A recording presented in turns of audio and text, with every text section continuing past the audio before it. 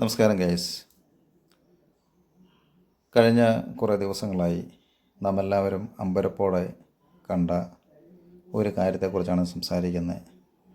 Confident ഗ്രൂപ്പിൻ്റെ ഫൗണ്ടറായ CJ റോയിയുടെ ആത്മഹത്യ. ഒരു കാലത്ത് റിയൽ എസ്റ്റേറ്റ് വളരെ വേഗം കുതിച്ചു കയറുന്ന റിയൽ എസ്റ്റേറ്റ് വഴി കോടികൾ സമ്പാദിച്ച ധാരാളം ആളുകൾ നമുക്ക് ചുറ്റുമുണ്ട്.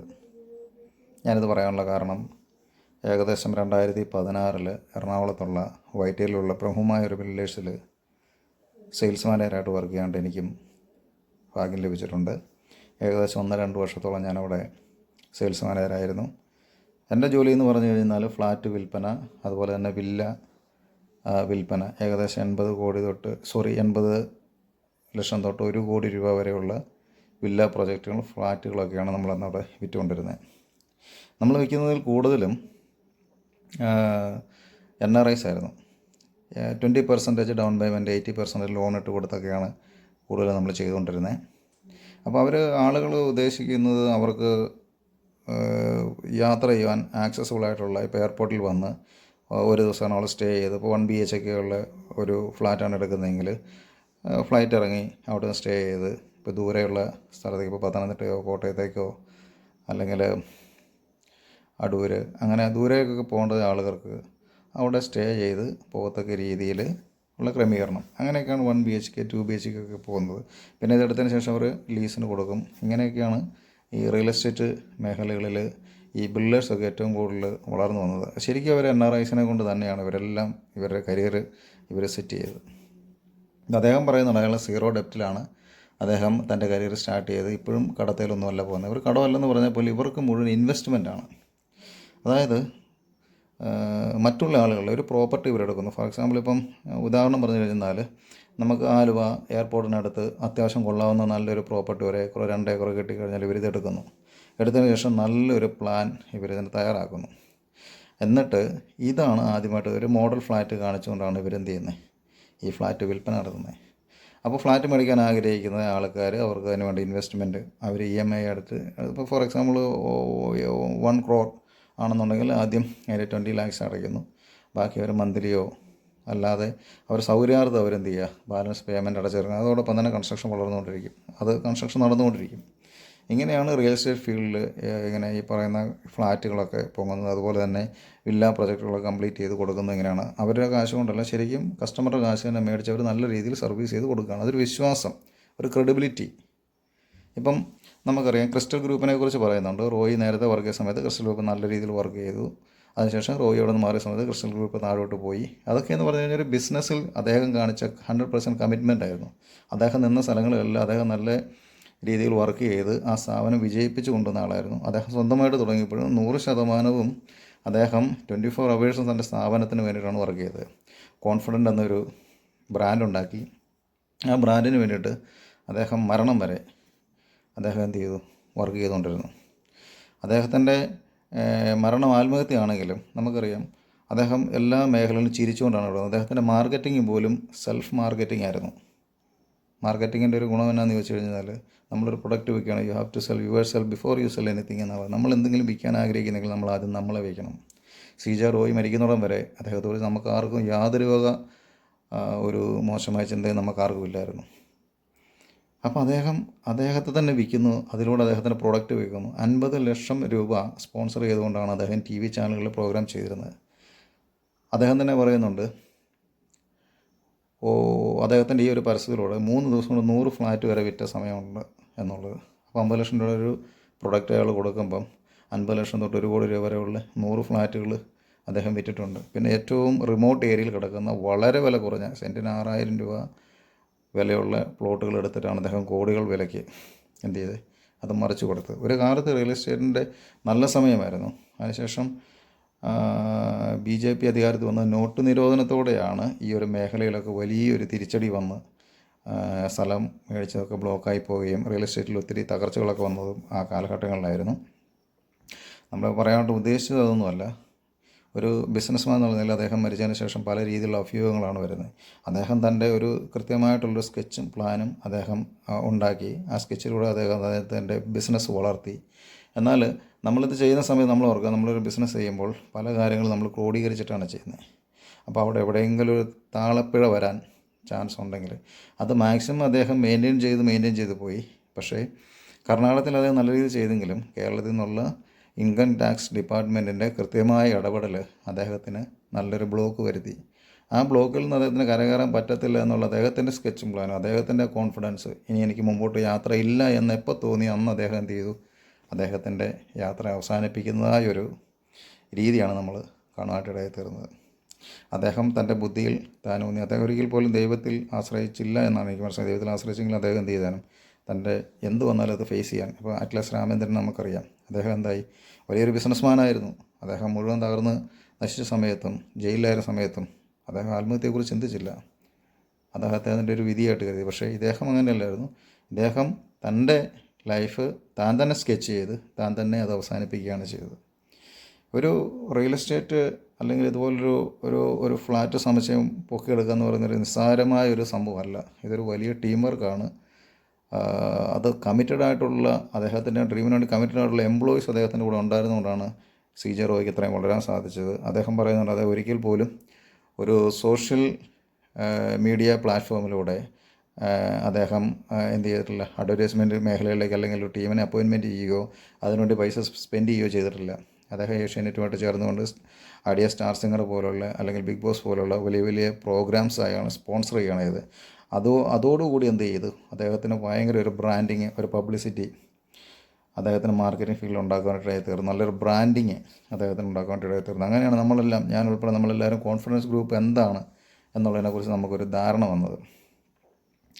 അപ്പം ബിസിനസ് ചെയ്യുന്ന ആളുകളിൽ പല രീതിയിൽ, ഇപ്പം ഇന്ത്യ ബിസിനസ് ചെയ്യാൻ നല്ലതാണോ എന്നുള്ളത് നമ്മൾ ഓരോരുത്തരും മനസ്സിലാക്കേണ്ട ഒരു കാര്യമാണ്.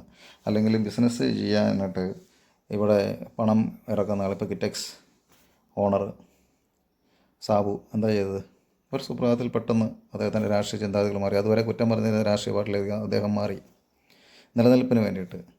ഇവിടെ പല രീതികളിൽ നമുക്കൊരു സിസ്റ്റം, ഇവിടുത്തെ സിസ്റ്റം, നമ്മുടെ രാജ്യത്തിൻ്റെ സിസ്റ്റത്തിൻ്റെ ഒരു പ്രശ്നമാണ് ഇവിടെ നല്ല സംരംഭകർ വളരാനായിട്ട് ബുദ്ധിമുട്ടുണ്ടാകുന്നത്. നമുക്കറിയാം, സർക്കാർ ഉദ്യോഗസ്ഥർ മേടിക്കുന്നതിനേക്കാൾ കൂടുതൽ കാശ് സാലറി ഒക്കെ മേടിക്കുന്ന പ്രൈവറ്റ് എംപ്ലോയീസ് ഉണ്ട്, കോർപ്പറേറ്റ് എംപ്ലോയീസ് ഉണ്ട്.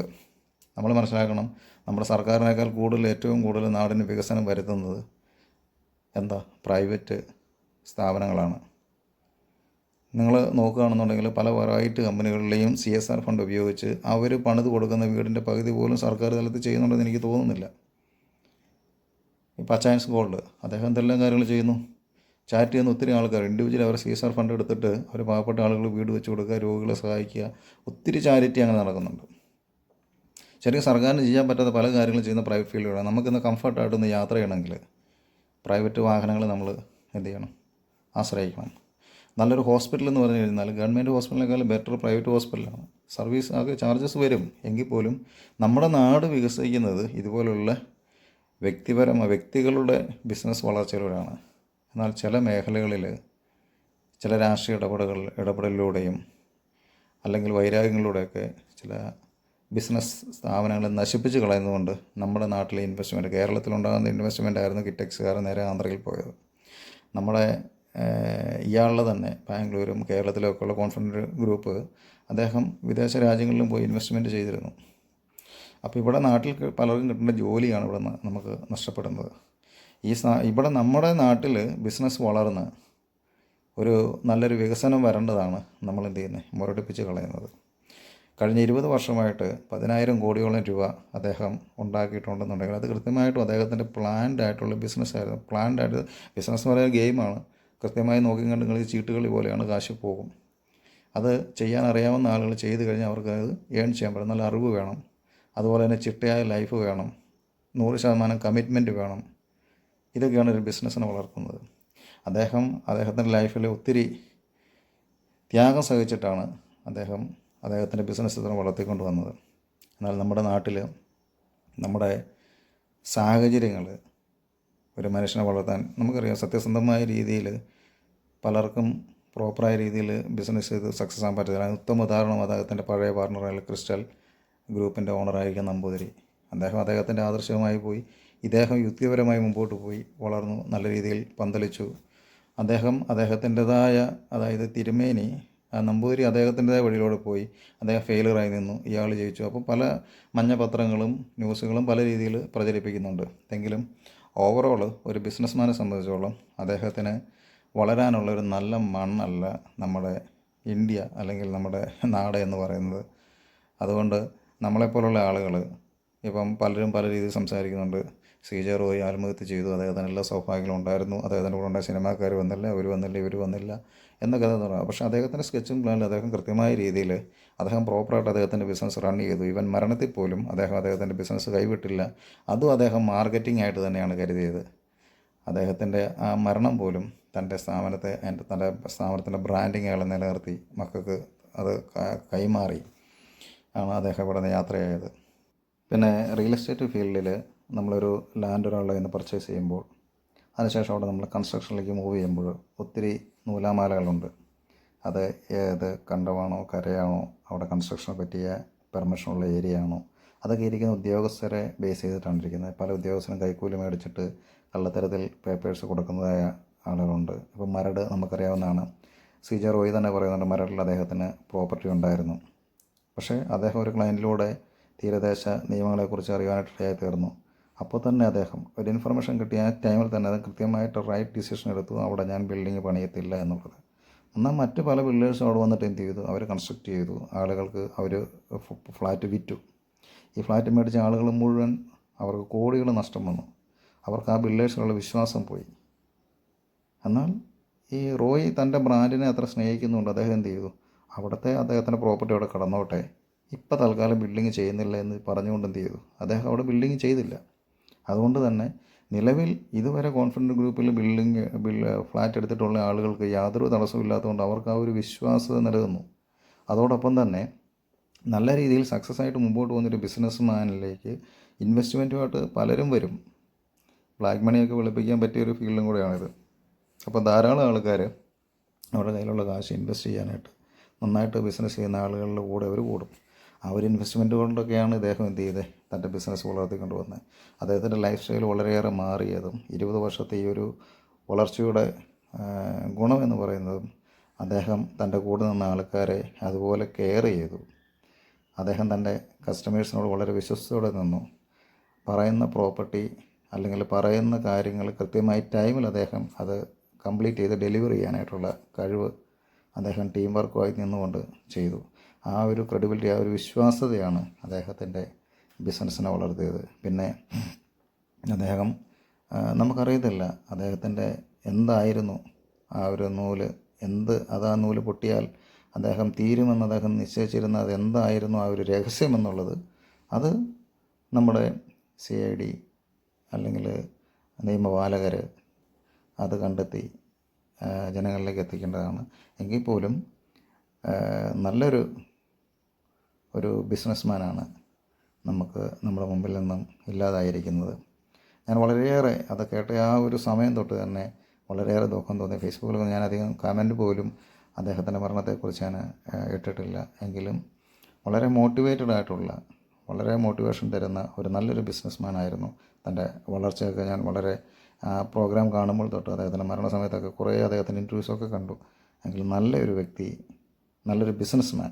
അദ്ദേഹത്തിൻ്റെ ഡ്രോബാക്സ് എന്താണെന്നൊന്നും നമുക്കറിയത്തില്ല. എങ്കിലും അദ്ദേഹത്തിൻ്റെ ആ ഒരു സ്കെച്ചും പ്ലാനും ഒക്കെ വളരെ നല്ലതായിരുന്നു. വളരെ ബിസിനസ്സുപരമായിട്ട് നല്ലൊരു ഹൈക്ക്, നല്ലൊരു വളർച്ച, നമുക്ക് അദ്ദേഹത്തിന് ഒരുപാട് കാര്യങ്ങൾ പഠിക്കാൻ പറ്റുന്ന രീതിയിലുള്ള ഒരു പെർഫോമൻസ് ആണ്. ഇവൻ മരണത്തിൽ പോലും അദ്ദേഹം ബ്രാൻഡിങ്, അതുപോലെ ഒരു മാർക്കറ്റിംഗ് ആയിട്ടാണ് അദ്ദേഹം എന്ത് ചെയ്തത്, ഈ ലോകത്തുനിന്ന് മാറിപ്പോയത്.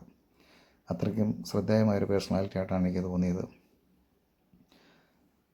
അപ്പം നമ്മുടെ നാട്ടിലുള്ള ചെറുതും വലുതുമായ സംരംഭകരെ വളർത്തേണ്ടത് നമ്മുടെ സർക്കാരിൻ്റെയും നമ്മുടെയൊക്കെ ഉയർച്ചയുടെ ഭാഗമാണ് എന്നുള്ളൊരു വിശ്വാസത്തോടെ ഞാൻ നിർത്തുന്നു.